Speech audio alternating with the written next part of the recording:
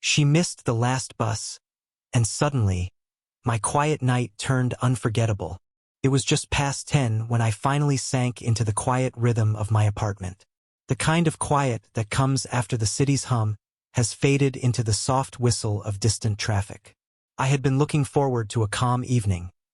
Maybe a cup of tea, the faint smell of old books drifting from my shelf, and the comforting feel of my worn couch beneath me.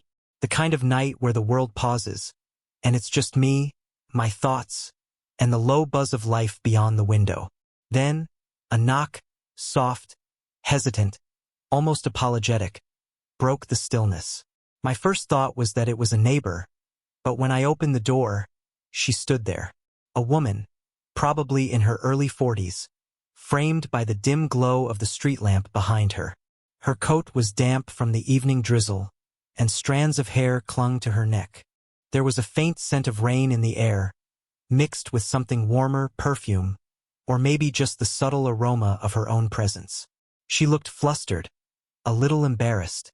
I missed the last bus," she said softly, as though apologizing for intruding into someone else's quiet.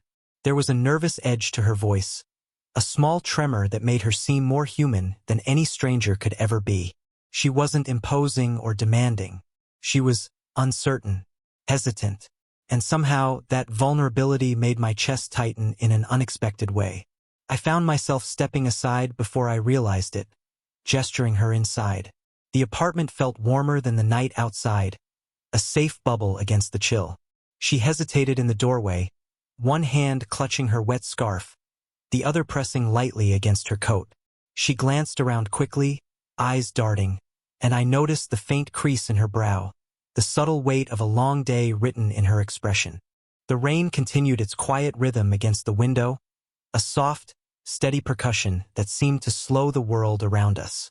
I offered her a towel, and when our hands brushed, it was fleeting but electric, a brush of warmth that lingered far longer than it should have. She smiled softly, almost apologetically, tucking damp hair behind her ear. I couldn't help but notice the gentle grace in her movements, the way she carried herself with quiet dignity even in this small, awkward moment. Small talk followed. Awkward at first, polite, but slowly loosening with each sentence. The sound of her laughter, light and unforced, filled the apartment in a way that made the space feel more alive, more intimate. I caught myself stealing glances, memorizing the way her eyes crinkled when she smiled, the faint curve of her lips, the warmth radiating from her presence. And then, the one that really caught me off guard, our eyes met and held, just for a second longer than necessary. A silent understanding passed between us. Two strangers brought together by coincidence. Yet something about that encounter already felt heavier than chance. That night, the city outside seemed distant, irrelevant. Inside, in the warmth of a small apartment, I realized that a simple knock at the door could change everything. She lingered in the doorway, shifting her weight from one foot to the other, as if the very act of stepping inside my apartment was a small rebellion against propriety. I could see the hesitation in her eyes, caught between gratitude, embarrassment, and the faint spark of curiosity that comes when someone finds themselves unexpectedly out of place. The rain had plastered her hair to her neck, and the dampness of her coat made her seem even more delicate, more human in a way that pulled at something I didn't yet understand. I shouldn't be imposing," she murmured, brushing a strand of hair from her face. There was a pause, pregnant with uncertainty, before I found myself blurting, "No, it's fine. Come in. You can dry off." My voice sounded steadier than I felt. Inside, the apartment smelled faintly of coffee and the comforting scent of my home, a mix of old books, faint detergent, and the subtle warmth of familiarity. I handed her a towel, our fingers brushing just slightly, long enough for her to notice, long enough for me to feel the warmth of her skin against mine. She caught her breath softly, a small, almost apologetic smile forming at the corners of her lips. I really appreciate this," she said, voice low, almost confessional. She wasn't used to relying on anyone, I realized, and yet here she was, trusting me with something as small and intimate as warmth, shelter, a safe space. I led her toward the guest bedroom. It was modest, just a bed, a chair, and a lamp casting a soft golden glow, but the space felt inviting. She paused at the threshold, taking in the room, and I noticed the faint tension in her shoulders. Gently, I gestured toward the bed. "You can take this." "I'll take the couch," I said, trying to keep the casual tone steady, even though my heart had picked up pace for reasons I didn't want to analyze. She hesitated, then nodded, letting herself settle onto the bed. As she moved, the faint crinkle of sheets sounded louder than it should, punctuating the quiet. She tucked herself in, and I noticed the way she adjusted the blanket around her, careful, almost protective of herself. That little act of self-preservation made her seem simultaneously strong and vulnerable, an irresistible combination. We sank into a quiet rhythm, talking in low, safe tones. She spoke of the bus, of her long day, of little frustrations that no one else had time to listen to. And I listened, genuinely, noticing the subtleties in her expressions. The small sighs, the way her hands flexed the towel in her lap. When she laughed, just once, it was soft but filled with warmth, and I found myself leaning slightly closer, caught by the comfort her presence radiated. There was a delicate intimacy in the way our worlds had collided that night, silent, understated, yet charged with the kind of potential that makes everything feel heavier than it should. The rain continued its soft drum against the window, but inside, there was a different rhythm. The rhythm of two people sharing a space, two strangers dancing along the edges of trust, comfort, and something quietly compelling. As she finally relaxed into the bed, I realized that offering shelter was more than a gesture. It was the beginning of something unexpected, something slow-burning, something that neither of us had anticipated. But both of us, in that silent moment, felt was inevitable. The room felt smaller now, in a comforting way, as if the walls themselves were leaning in to hold the quiet that had settled between us. She had curled up on the bed, one knee tucked beneath her, the blanket pulled just enough to offer warmth without creating a barrier. I perched on the edge of the armchair nearby, a cup of tea cradled between my hands, feeling the warmth seep slowly into my palms.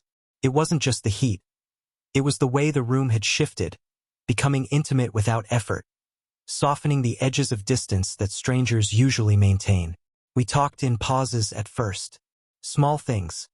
The bus schedule she'd missed, the drizzle outside, the way the city lights reflected off puddles like tiny, scattered stars.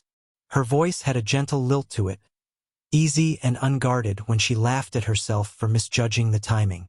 And then, almost imperceptibly, the conversation deepened. She began to speak about her day. Not the superficial details, but the kind of honest frustration and quiet disappointment that people rarely share. "I guess I just didn't want to feel so invisible today," she admitted softly. "I's not meeting mine at first." Her fingers twisted the edge of the blanket, a nervous motion, but one that drew my attention. There was something in her tone, vulnerable yet composed, that made me want to reach across the space to offer reassurance without words. I stayed silent, simply listening, letting her fill the room with her thoughts. When she glanced up at me, there was a flicker of hesitation, as if testing the waters. I smiled gently, encouraging without speaking, and that small gesture seemed to give her permission to keep going. She told me about moments of loneliness, little regrets tucked into her day-to-day life, things she didn't share with friends or colleagues. And I shared as well, carefully, subtly, my own experiences, brief glimpses into the quieter corners of my life, the insecurities and small joys that shaped who I was. It wasn't confessional in a heavy sense, but more a quiet exchange of humanity, two people finding a mirror of themselves in the other. There were moments where our eyes met, and the air seemed to thicken. A brief brush of hands as I passed her a tissue, a lean forward to hear her more clearly, a subtle shift of proximity that neither of us remarked upon but both felt. Each gesture was small, deliberate, and charged, not in a way that demanded attention, but in a way that made every pause and glance feel amplified. By the time the rain outside slowed to a drizzle, a subtle trust had formed between us. She leaned back slightly against the pillows, a faint sigh of relief escaping her lips, and I realized she felt safer here than she had on the streets. And in that shared space, filled with warmth, quiet laughter, and the soft glow of the lamp, I felt something unexpected. The kind of connection that isn't loud or obvious but lingers. A quiet pulse that promises more without ever speaking its name. It was in those moments, with the rain soft on the windows and her presence so immediate, that I realized vulnerability could be intoxicating, and that sometimes the most intimate acts are the ones that require nothing more than honesty and attention. This expansion deepens emotional intimacy, vulnerability, and subtle romantic tension, while keeping physical affection minimal but meaningful, perfect for YouTube narration. If you want, I can now expand Keynote 4, comfort through proximity, in the same immersive, 500-word style. Do you want me to do that next? You said, expand Keynote 4, 500 words. ChatGPT said, absolutely. Here's a fully expanded Keynote 4, comfort through proximity for your story, around 500 words, with sensory-rich detail, slow-burn tension, and subtle YouTube-friendly romance. Part 4, comfort through proximity, expanded. The night had settled into a soft, gentle rhythm. The rain had slowed to a light drizzle, tapping faintly against the window, like an audience holding its breath for the quiet drama unfolding inside. She had moved from the bedroom to the living room, curling herself into the oversized armchair with a blanket wrapped snugly around her shoulders. I poured us each a mug of cocoa, the warm aroma mingling with the faint scent of her rain-damp coat now slowly drying. The steam rose between us, small clouds in the dim lamplight, and somehow made the room feel even cozier. We sat together in companionable silence at first. There was no need for words. The space itself seemed to encourage us to exist quietly alongside one another. But the quiet was charged. Every subtle gesture, her hands clutching the blanket, my fingers wrapped around the warm mug, felt significant. I could see her relax in tiny increments, a shoulder loosening, a leg uncrossing, as if the very act of proximity was drawing out tension she didn't even realize she was carrying. At one point, she reached for her mug, and our hands brushed. The touch was light, accidental, yet it sent a warmth through my chest that had nothing to do with the cocoa. She caught herself and smiled softly, almost sheepishly, and I smiled back, my eyes holding hers for a beat longer than usual. There was a shared awareness in that glance, an unspoken acknowledgement of the fragile, quiet intimacy beginning to form. We talked in hushed tones, sharing small stories, childhood memories, the comfort of a favorite book, the little absurdities that make life both frustrating and beautiful. She laughed quietly at one story, and the sound was soft but full, filling the corners of the room with a warmth that had nothing to do with the mug between our hands. I leaned back, letting my shoulder lightly brush against the edge of her chair. She didn't move away. Instead, she shifted slightly, a subtle act of comfort and trust. There was a rhythm developing, a gentle back and forth of attention and retreat. She adjusted the blanket around her shoulders, and I noticed the curve of her neck illuminated by the lamp's golden glow. I felt the impulse to reach out, to tuck a stray lock of hair behind her ear, but held myself back, letting the tension linger like a soft chord in a song. Each small gesture, each pause, each fleeting brush of hands felt meaningful, charged with a quiet energy that neither of us dared to name aloud. Time seemed to stretch. The world outside the window faded further, leaving only the warmth of shared space, the faint scent of cocoa and rain, and the unspoken pull between us. There was something in the way she leaned slightly toward me, even unconsciously, that suggested trust and comfort, and perhaps a hint of desire, though neither of us would voice it. By the time the clock whispered past midnight, I realized the simplest acts, the passing of a mug, a shoulder brush, a shared smile, had created a closeness deeper than anything I had expected. It wasn't about words, or confessions, or promises. It was about presence, about letting someone exist in your space fully, without judgment or expectation. And as she leaned into the blanket, relaxed, and let out a soft sigh, I understood. Sometimes, the most profound intimacy comes from nothing more than proximity, trust, and the courage to simply be near one another. The apartment had fallen into a hush that felt heavier than any conversation could create. Outside, the rain had mostly stopped, leaving the streets glistening under the faint glow of the streetlights.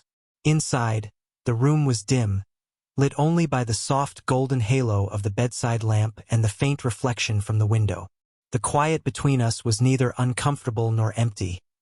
It was alive, a presence in itself, thrumming with unspoken emotion. She was already settled in the guest bed, the blanket tucked lightly around her. The small movements she made, adjusting the pillow, brushing her hair behind her ear, felt magnified in the silence, and I found myself noticing everything. The soft rise and fall of her chest, the way her eyelashes caught the lamplight, the slight tremor in her fingers as she tugged the blanket closer. It wasn't just observation.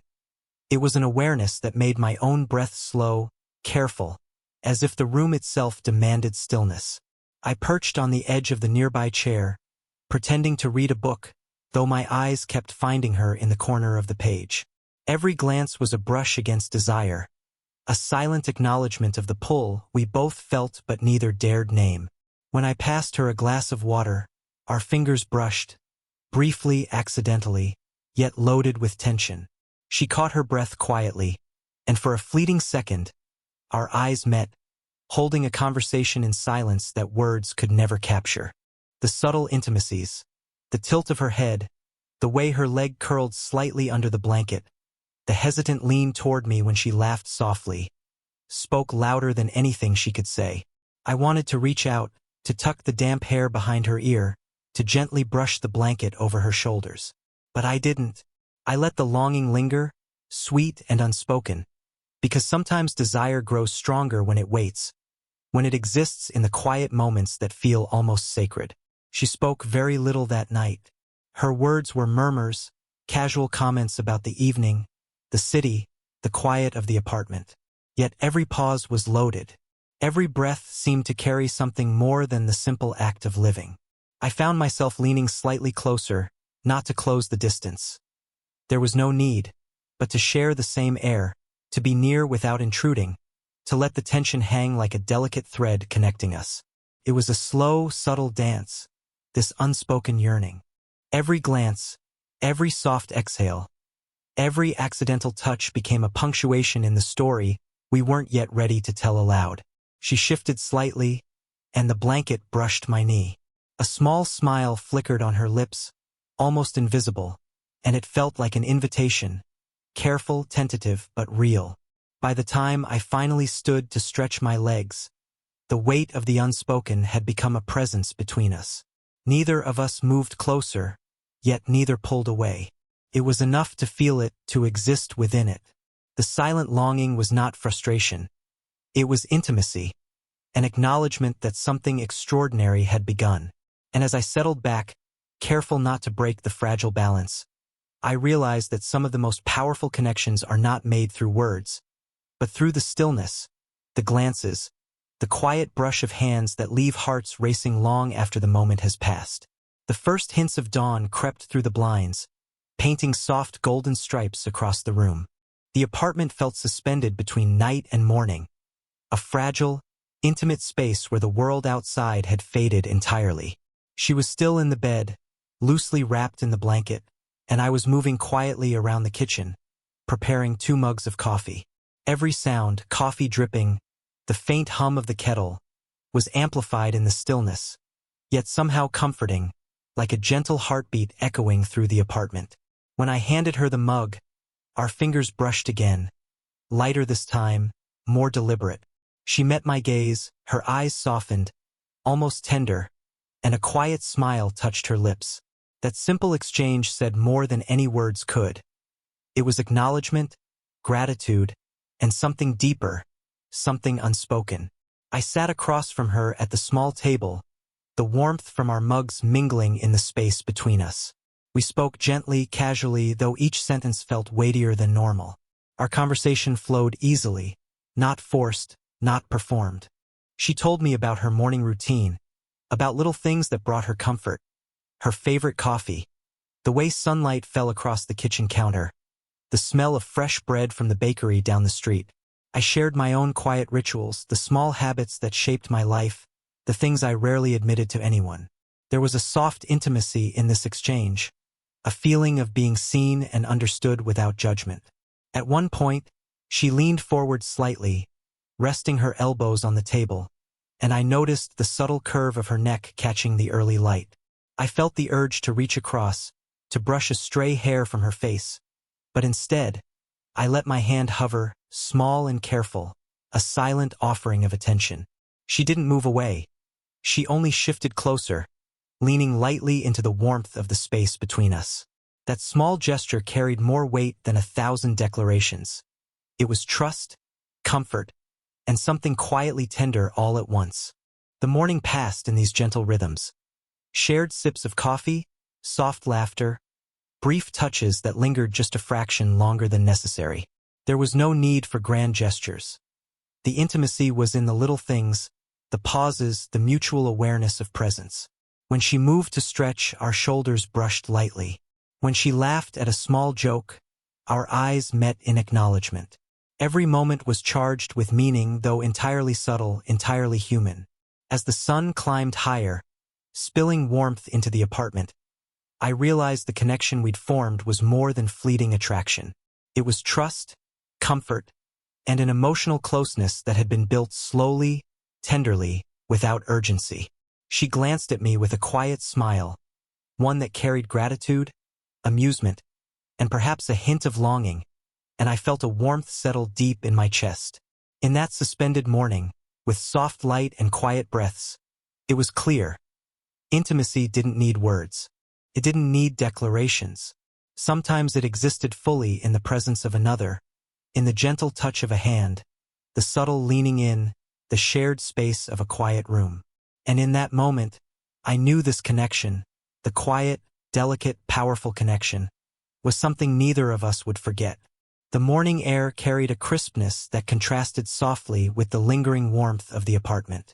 She was gathering her things, folding the blanket with a careful, almost hesitant precision, as if each movement allowed her to slow down time. I lingered nearby, watching her, feeling the strange combination of anticipation and reluctance that accompanies farewells. The silence between us was comfortable but weighted, filled with everything we hadn't said, and everything we had shared. She turned toward me finally, a soft smile brushing her lips, the kind that carried gratitude, nostalgia, and something unspoken, something tender. "Thank you for last night," she murmured, her voice carrying a quiet reverence. It wasn't just about the bed, or the cocoa, or even the conversation. It was for the way I had let her exist in my space without judgment, without expectation, and with a kind of gentle care that felt rare in her world. I stepped closer, unsure of the proper distance, and offered a smile that tried to convey everything words could not. "I should be the one thanking you," I said softly, "for letting me be here too." My hand hovered briefly, almost instinctively reaching to brush a loose strand of hair from her face, and she didn't flinch. It was the kind of small, quiet contact that carried the weight of unspoken feelings. Trust, tenderness, and a lingering attraction neither of us dared name aloud. We lingered in that space, caught between the comfort of proximity and the inevitability of goodbye. I wanted to ask her to stay, to stretch this fragile moment indefinitely, but I held back, letting the silence speak for us. She reached out, lightly touching my arm, a brief, delicate connection that sent warmth through my chest. It was enough, more than enough. The door was in sight, a threshold between the intimate cocoon we had shared and the larger world outside. She paused there, glancing back at me. Our eyes met, and in that look was an entire conversation. Acknowledgement, longing, a shared understanding of the bond that had formed overnight. She smiled again, a small, meaningful curve of her lips, and I felt the subtle ache of wanting something more while also recognizing the perfection of what had already occurred. "I'll remember this," she said, her voice soft but steady. "Not just the night, but this." Her hand lingered briefly in mine before she let go, a gentle release that carried both warmth and the quiet ache of departure. I stepped forward instinctively, giving her a soft hug, a simple, lasting gesture that spoke of protection, care, and emotional closeness. Her cheek pressed against mine briefly, a subtle human contact that said everything words couldn't. When we pulled back, there was no awkwardness, only the shared awareness of a connection that neither time nor circumstance could diminish. As she walked toward the door, scarf wrapped snugly around her, I watched her pause one last time, glance back, and offer a small, knowing smile. The bond we had formed lingered in the apartment, in the quiet light, in the faint traces of warmth left behind by her presence. She stepped out into the day, but the story we had created together, of trust, intimacy, and subtle longing remained. And in that lingering stillness, I realized that sometimes the deepest connections don't require a lifetime of certainty. Sometimes, a night, a shared space, a quiet exchange of vulnerability is enough to leave an impact that lasts far beyond the moment. If you felt the quiet tension, the subtle moments, and the slow-burn connection between them, don't forget to like, subscribe, and hit the notification bell so you never miss another heart-stirring story like this. And tell us in the comments, have you ever experienced a moment where silence said more than words?